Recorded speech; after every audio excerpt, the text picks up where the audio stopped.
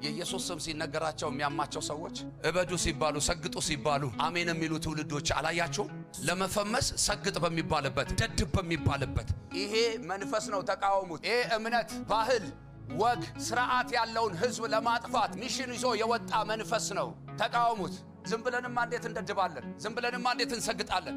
እያብራሩ እኮ ነው የሚነግሩን። በቃ ዝም ብለ ሰግጥ፣ በቃ ዝም ብለ ደድብ፣ ማንንም አትስማ፣ ማንንም አትይ፣ እንደ ልብ ተናገር፣ በነጻነት ተመላለስ።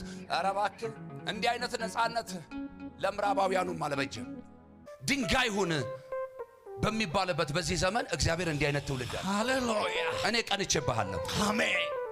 ይሄ መንፈስ ነው ተቃወሙት። እንዳይመስልሽ አምላኬ እግዚአብሔር ምስክር ነው። መንፈስ ነው። ከጀርባው ተልኮ አለው።